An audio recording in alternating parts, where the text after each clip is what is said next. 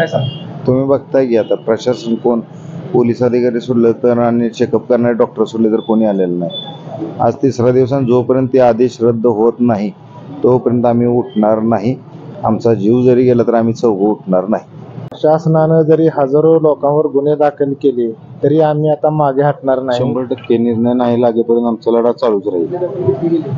काय सांग तुम्ही बघताय की आता प्रशासन कोण, पोलीस अधिकारी सोडले तर आणि चेकअप करणारे डॉक्टर सोडले तर कोणी आलेलं नाही. आज तिसरा दिवस आणि जोपर्यंत ते आदेश रद्द होत नाही तोपर्यंत आम्ही उठणार नाही. आमचा जीव जरी गेला तर आम्ही चौघ उठणार नाही. आता इथनं मनोभूमी कशी असणार आहे तुमची?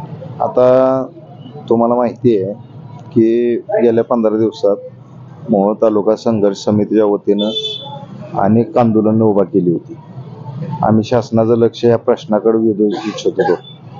ती वेधण्यासाठी आम्ही व्यापाऱ्यांनी स्वतः मोहोळ शहर बेमुदत बंद केलं. त्यानंतर धरणे आंदोलन चालू केलं. त्या धरणे आंदोलनाच्या दरम्यान वेगवेगळे अनेक आंदोलन झाली. अर्धनग्न आंदोलन झालं, परत आदिवासी वेशातलं आंदोलन झालं. एवढे सगळे आंदोलन करून पण शासन अजिबात या विषयाला गांभीर्यानं बघत नाही. जोपर्यंत म्हणजे एवढं लोकांचा आक्रोश, सामाजिक संघटनांचा पाठिंबा आहे, व्यापारी महासंघांचा सगळा पाठिंबा आहे, अनेक समाजाच्या सामाजिक संघटनांचा, राजकीय पक्षांचा पाठिंबा आहे, या व्यापार जगतातील अनेक वेगवेगळ्या संघटनांचा या आंदोलनावर पाठिंबा आहे. एवढं असताना शासन जाणीवपूर्वक मुद्दाम जर दुर्लक्ष करत असेल तर ह्याच्यापेक्षा, आज आम्ही फक्त उपोषण केले, ह्याच्यापेक्षा झालं आंदोलन आमच्याकडून होतील, आत्मघातकी आंदोलन होतील. आणि जर त्यात जर कुठल्याही आंदोलकाला आणि समितीच्या सदस्याला, कार्यकर्त्याला किंवा नागरिकाला जर काय झालं तर याला शासन प्रशासन जबाबदार राहील. काल सर्वपक्षीय बैठक जी झाली काल, त्या बैठकीमध्ये निर्णय देण्यात आला की सणसूद असल्यामुळं तात्पुरतं मोहोळ शहर बंद ठेवले, परंतु मोहोळ शहरातील दुकानदारांनी जर हा निर्णय रद्द नाही केला, स्थगिती नाही रद्द नाही केला तर बेमुदत बंदला आंदोलन बंद ठेवू असं आणखी म्हटलेलं आहे. काय मुळात मोहोळ शहर बेमुदत बंद ठेवायचं हा निर्णय व्यापाऱ्यांचाच होता, तो आंदोलकांचा नव्हता किंवा आम्ही आव्हान केलं नव्हतं. पण व्यापाऱ्यांनी निषेध म्हणून ते बंद केलं होतं. उलट आम्ही समितीनं, बरोबर आहे, आपण समितीनंच आव्हान केलं की सणाचे दिवस आहेत, महिलांचा सण होता किंवा नागपंचमीचा सण होता, तर त्यासाठी दुकानं उघडा म्हणून आम्हीच आव्हान केलं, तर व्यापाऱ्यांनी उघडली. परंतु आमच्या उपोषणाचा तिसरा दिवस असून शासन ह्याच्याकडे बघत नाही म्हणल्यानंतर व्यापाऱ्यांनी परत वेगवेगळ्या अनेक संघटनांनी त्यांना पत्र दिले प्रशासनाला की तुम्ही ह्याच्याकडे गांभीर्यानं बघत नसाल आणि आदेश रद्द करत नसाल तर आम्हाला परत एकदा बेमुदत बंदचा कठोर निर्णय घ्यावा लागेल. आणि जसं काल तुम्ही म्हणलात की सर्वपक्षीय नाही, पण आमच्या बचाव समितीची बैठक झाली, मोहोळ तालुका बचाव संघर्ष समितीची, त्यात तसं ठरलेलं आहे की इथून पुढे व्यापाऱ्यांनी आम्हाला शब्द दिला की आम्ही बेमुदत बंद करणार, तर त्यांच्यासोबत फक्त मोहोळ शहरच नाही तर संपूर्ण तालुका बेमुदत बंद होण्याची 100% स्थिती आहे जर शासनाने लक्ष नाही दिलं तर. 4 तारखेपासून तुम्ही आंदोलन सुरू केले. सोलापूर जिल्ह्यातील वेगवेगळ्या पक्षाचे नेते या ठिकाणी भेट देत आहेत, तरी सुद्धा शासन का दखल घेत नाही म्हणजे या गोष्टी? अहो, शासन गेंड्याच्या कातडीच आहे ना, आणि विद्यमान आमदाराची कातडी त्याच्यापेक्षा जास्त जाड आहे. या विद्यमान आमदारांना मोहोळ तालुक्याच्या जनतेचा आक्रोश ऐकूच येईना.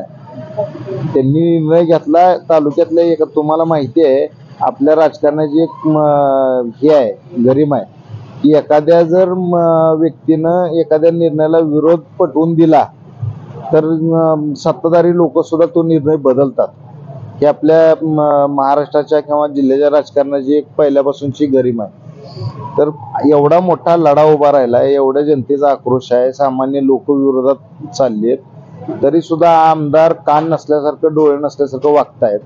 तर ती प्रशासन त्यांच्या दबावाखाली कसं लक्ष देईल? आमदारांचा आता युगो झाला, प्रेस्टिज इश्यू केलाय त्यांनी. त्यांना जनतेचा आक्रोश महत्वाचा नाही, त्यांना स्वतःचा युगो आणि प्रेस्टिज इश्यू महत्वाचा आहे.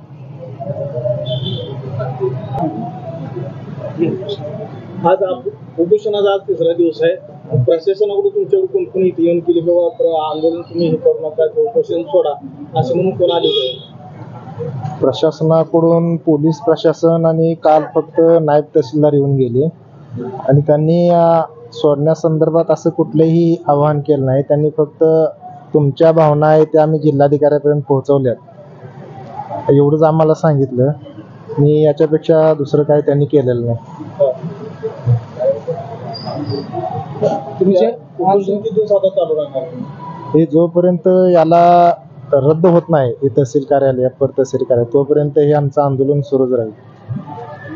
काल बचाव समितीच्या वतीने वेगवेगळे आंदोलन करणार त्यांनी घोषित केले, परंतु जर आंदोलन केलं तर पोलीस प्रशासन गुन्हा दाखल करतं. त्या संदर्भात प्रशासनानं जरी हजारो लोकांवर गुन्हे दाखल केले तरी आम्ही आता मागे हटणार नाही, कारण हा निर्णय शासनाने घेतलेला ते चुकीच्या पद्धतीने घेतलेला आहे आणि याला विरोध सर्व स्तरातून विरोध होत आहे. नागरिकातून, व्यापाऱ्यातून, व्यावसायिकातून सगळ्या माध्यमातून याला विरोध आहे आणि तरीही शासन एवढं गांभीर्यानं का लक्ष देत नाही हा सर्वसामान्य जनतेला पडलेला प्रश्न आहे.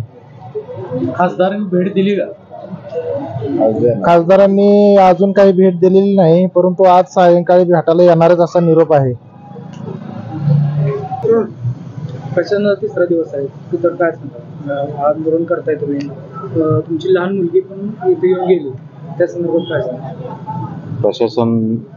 प्रशासन कोणतेही लक्ष दिलं नाही आतापर्यंत. तिसरा दिवस आहे आज त्रास व्हायला लागलेला आहे. माझ्या मुलीला माझी दररोजची सवय आहे, त्यामुळे ती मला भेटायला दररोज येते. त्याच्यामुळं दररोज येऊन जाते. प्रशासनाकडे काय मागणी आहे तुमची? प्रशासनाने कोणतेही लक्ष दिलं नाही. आमची मागणी आधीच आपण जाहीर केलेली आहे. अनगरचे अप्पर तहसील कार्यालय जे आहे ते रद्द झालेच पाहिजे ही आमची मागणी आहे. आम्ही त्याच्या आधी सर्व आंदोलन करून बघितले म्हणून आम्ही हा निर्णय घेतलेला आहे. 3 दिवस झाले अद्यापही प्रशासनाकडून कोणी आमची दखल घेण्यात आली नाही, कोणी अजून इथपर्यंत आलेलं नाही. निर्णय नाही लागेपर्यंत तुमचा लढा चालूच राहणार? 100% निर्णय नाही लागेपर्यंत आमचा लढा चालूच राहील.